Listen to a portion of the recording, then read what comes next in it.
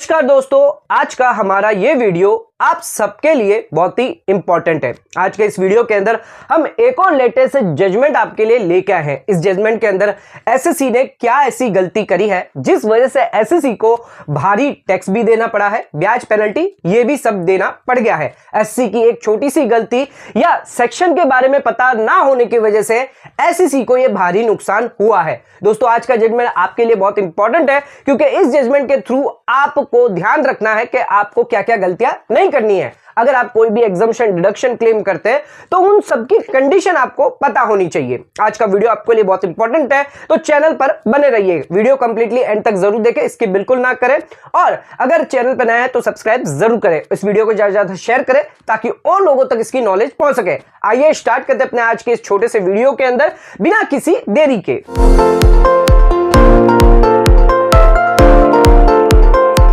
ये स्टार्ट करते हैं अपने आज के वीडियो को और बात करते हैं इंपॉर्टेंट और लेटेस्ट जजमेंट के बारे में। इस जजमेंट की सबसे पहले केस डिटेल में आपको बता दूं। ये जो केस है वो आईटीएटी चेन्नई यानी income tax appellate tribunal Chennai के अंदर रजिस्टर किया गया है। एप्लेंट जो है वो श्रीकांत जी है, इनकी वाइफ गायत्री, जिनका भी इस केस के अंदर रोल रहेगा वो आगे मैं आपको बताऊंगा। असेसमेंट ईयर 16-17 के लिए केस ये किया गया है और इस केस का आईटीएटी नंबर जो है वो है 774। इस केस का जो डिसीजन फाइनल दिया गया है वो 10 अप्रैल 2024 को यानी लेटेस्ट जजमेंट दिया गया है। इनकम टैक्स कमिश्नर का जो ऑर्डर है उसके अगेंस्ट ये अपील जो है श्रीकांत जी ने की है। आइए जानते हैं इस केस के कुछ फैक्ट्स के बारे में और क्या इस केस के अंदर डिसीजन दिया है इसके बारे में भी जानते हैं। बात करते हैं फैक्ट ऑफ द केस के बारे में। एसएससी यानी जो श्रीकांत जी है उन्होंने अपनी income tax return assessment year 16-17 की भरी थी, जिसके अंदर उन्होंने अपनी इनकम जो है वो 7 लाख रुपए दिखाई थी। इसके साथ उन्होंने कैपिटल गेन भी किया था। कैपिटल गेन उन्होंने घर बेचकर किया था। जो घर बेचा था जिसकी सेल कंसिडरेशन यानी इमूवेबल प्रॉपर्टी थी, उसकी सेल कंसिडरेशन उन्हें मिली थी 5 करोड़ 5 लाख रुपए।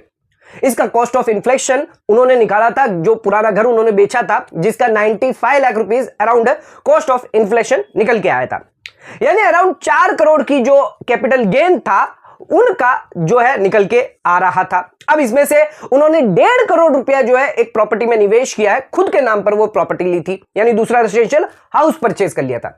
और इसके अलावा भी एक और इन्वेस्टमेंट उन्होंने किया था, एक और नया घर उन्होंने परचेज किया था जो अपनी वाइफ के नाम पे किया था, उसका भी 1.5 करोड़ का उन्होंने इन्वेस्टमेंट किया था। तो यहां पर उन्होंने 2 घर जो है वो लिए थे, 1.5 करोड़ के, खुद के नाम पर एक और अपनी वाइफ के नाम पर एक, और उन्होंने एग्जम्पशन क्लेम कर दिया सेक्शन 54 के अंदर। सेक्शन 54 के अंदर दिया गया है कि अगर आप एक इंडिविजुअल एचयूएफ है, आप ट्रांसफर करते हैं लॉन्ग टर्म कैपिटल असेट, इसके सामने आप घर खरीदते हैं, रेजिडेंशियल प्रॉपर्टी खरीदते हैं, तो उस केस में आपको बेनिफिट मिलता है। आपका कैपिटल गेन जितना भी आता है और जितना भी अमाउंट आप इन्वेस्टमेंट करते हैं, इन दोनों में से जो भी कम होगा उतना डिडक्शन आप क्लेम कर सकते हैं सेक्शन 54 के अंदर। इसके तहत श्रीकांत द्वारा भी इनकम टैक्स रिटर्न के अंदर एग्जम्पशन जो है, डिडक्शन जो है वो 54 के अंदर क्लेम कर लिया गया। और अब जो इनकम टैक्स डिपार्टमेंट द्वारा एओ द्वारा जब ये वेरीफाई किया गया कि इन्होंने 2 घर लिया है, एओ द्वारा एक घर जो है वो रिजेक्ट कर दिया जो उनकी वाइफ के नाम से था। दोस्तों, एओ का यह कहना था क्योंकि इनकम टैक्स एक्ट के अंदर सेक्शन 54 के अंदर सिर्फ एक ही घर परचेज कर सकते हैं, 2 घर का आपको बेनिफिट नहीं मिलेगा। इस वजह से उनके नाम से जो घर था उसका एग्जम्पशन डिडक्शन अलाउ किया जाएगा, लेकिन उनकी वाइफ के नाम से जो लिया गया है उसका एग्जम्पशन डिडक्शन नहीं मिलेगा। एसएससी को सेक्शन की जानकारी इतनी नहीं थी। एसएससी ने कहा ये घर तो मैंने दोनों रहने के लिए लिए हैं, अगर मैंने रहने के लिए लिए हैं तो मुझे जो मैंने परचेज किया है उसका डिडक्शन मुझे मिलना चाहिए। एसएससी मानने के लिए तैयार नहीं था कि सेक्शन 54 की क्या क्या कंडीशन है। सेक्शन 54 के अंदर मेन कंडीशन है कि सिर्फ आपको एक रेजिडेंशियल हाउस प्रॉपर्टी का बेनिफिट मिलेगा, आप 2 रेजिडेंशियल हाउस प्रॉपर्टी का बेनिफिट नहीं ले सकते। चाहे आप एक रेजिडेंशियल प्रॉपर्टी में कितना भी कैपिटल गेन डाल सकते हैं, चाहे आप कैपिटल गेन जितना आपका आया है उतना डाल सकते हो, उससे ज्यादा करेंगे तो पूरा का पूरा कैपिटल गेन आपका एग्जेम्प्ट होगा। अगर कैपिटल गेन से कम आपने निवेश किया है तो मान के चले 3 करोड़ का कैपिटल गेन है तो 2 करोड़ आपने निवेश किया तो 2 करोड़ का बेनिफिट आपको मिलेगा। अगर 3 करोड़ का कैपिटल गेन है, आपने 4 करोड़ निवेश किया तो आपको 3 करोड़ का बेनिफिट मिलेगा। लेकिन यह कंडीशन जो है वो एसएससी को पता नहीं थी, जिस वजह से एसएससी ने एक गलती कर दी और एक घर जो है अपनी वाइफ के नाम पे ले लिया, यानी 2 प्रॉपर्टी यहां पर खरीद ली। उस कैपिटल गेन से उन्होंने 2 प्रॉपर्टी रेजिडेंशियल प्रॉपर्टी परचेज कर ली। इस वजह से एओ ने यह डिनाई कर दिया। अब एसएससी पहुंच गया सीआईटी अपील के अंदर, तो सीआईटी अपील ने भी एओ द्वारा जो ऑर्डर पास किया है वो सही माना है। और आईटीएटी के अंदर जब श्रीकांत जी ने अपील करी है, आईटीएटी चेन्नई ने भी सीआईटी ऑर्डर को ही फाइनल माना है।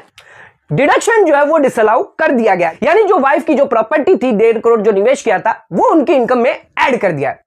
दोस्तों इस 1.5 करोड़ का उन्हें लॉन्ग टर्म कैपिटल गेन जो है वो देना पड़ रहा है 20% के रेट के हिसाब से, यानी 30 लाख रुपया अब उन्हें एक्स्ट्रा टैक्स देना पड़ जाएगा, क्योंकि उन्होंने प्रॉपर टैक्स प्लानिंग नहीं करी थी, उन्होंने सेक्शन के बारे में पूरी जानकारी नहीं रखी थी। सिर्फ 30 लाख रुपए नहीं, इस पर ब्याज और पेनल्टी भी लगेगी, तो अराउंड 10 लाख और मान के चलिए तो 40 लाख रुपया अब उन्हें एक्स्ट्रा भरने पड़ जाएंगे। तो श्रीकांत जी ने क्यों ऐसी गलती कर दी? क्योंकि उन्हें नॉलेज नहीं था सेक्शन के बारे में, इस वजह से उनसे गलती हो गई। लेकिन दोस्तों आप ऐसी गलती ना करें। आइए मैं आपको बताता हूं कि सेक्शन 54 के अंदर किन किन कंडीशन के बारे में आपको ध्यान रखना है, और अगर आपका कैपिटल गेन ज्यादा होता है, आपने कम निवेश किया है, तो और कौन से सेक्शन में आप बेनिफिट ले सकते हैं, कैसे आप ये 30 लाख भरने से बच सकते हैं, कम कितना आप कर पाएंगे, आइए जानते हैं। सेक्शन 54 के अंदर इंपॉर्टेंट कंडीशन है कि आपको सिर्फ एक ही घर का बेनिफिट मिलेगा। तो यहां पर श्रीकांत जी ने अगर पूरा का पूरा 3 से 4 करोड़ रुपया जो कैपिटल गेन उन्हें हुआ था वो एक ही घर परचेज करने के अंदर या कंस्ट्रक्शन करवाने के अंदर अगर निवेश कर देते तो उन्हें पूरा का पूरा कैपिटल गेन एग्जम्पशन मिल जाता। लेकिन उन्होंने 2 प्रॉपर्टी परचेज करी, इस वजह से उन्हें एक घर का एग्जम्पशन मिलेगा, एक घर का एग्जम्पशन नहीं मिलेगा। दोस्तों सेक्शन 54EC का भी बेनिफिट आप ले सकते हैं अगर आपको कैपिटल गेन बचाना है। तो अगर आप घर बेच रहे हैं, तो अगर आप बॉन्ड में निवेश करते हैं, जिसके बारे में ज्यादातर लोग नहीं बताते, आप सेक्शन 54 या सेक्शन 54F के बारे में जानते हैं, लेकिन सेक्शन 54EC भी एक सेक्शन है जिसके अंदर आप घर अगर बेच देते हैं, लॉन्ग टर्म कैपिटल असेट बेचते हैं, तो अगर आप बॉन्ड में निवेश करते हैं, सेंट्रल गवर्नमेंट द्वारा नोटिफाइड किए गए 2 बॉन्ड है यहां पर, एक तो नेशनल हाईवे NHAI का, national highway authority of India का बॉन्ड है, दूसरा है रूरल इलेक्ट्रिफिकेशन कॉर्पोरेशन लिमिटेड का बॉन्ड है। ये 2 बॉन्ड या फिर सेंट्रल गवर्नमेंट जो नोटिफाइड करती है उस बॉन्ड में अगर आप निवेश करते हैं, 6 महीने के अंदर आपको इसमें निवेश करना है, यानी जिस साल आप ट्रांसफर कर रहे हैं उसके 6 महीने के अंदर अंदर आपको इस बॉन्ड में निवेश करना है। 5 साल का रिडीमेबल बॉन्ड होता है और 5 साल का लॉक इन पीरियड रहता है।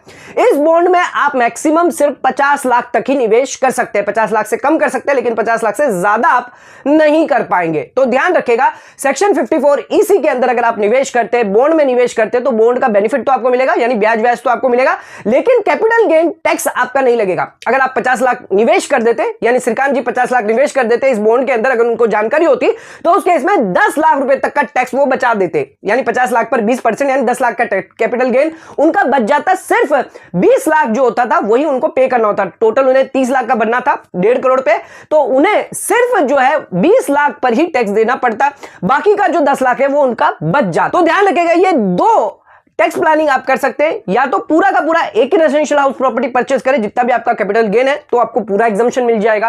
अगर आपके पास से कुछ फिर भी कैपिटल गेन बच जाता है तो आप 50 लाख रुपए तक बॉन्ड में निवेश करते हैं, जिसमें भी आप बेनिफिट ले सकते हैं। दोस्तों आज का हमारा वीडियो उन लोगों के लिए है जो घर बेचकर घर खरीदते हैं और कई बार छोटी छोटी गलतियां कर देते हैं, सेक्शन के बारे में जानकारी नहीं होती है, इस वजह से उन्हें भारी टैक्स की पेनल्टी आ जाती है। तो आज का वीडियो अगर आपको पसंद आया तो इस वीडियो को ज्यादा से ज्यादा शेयर करें, लाइक करें, सब्सक्राइब करें और लोगों तक शेयर करें ताकि वो भी नॉलेज ले सके। आज का वीडियो यहीं खत्म करते हैं, धन्यवाद।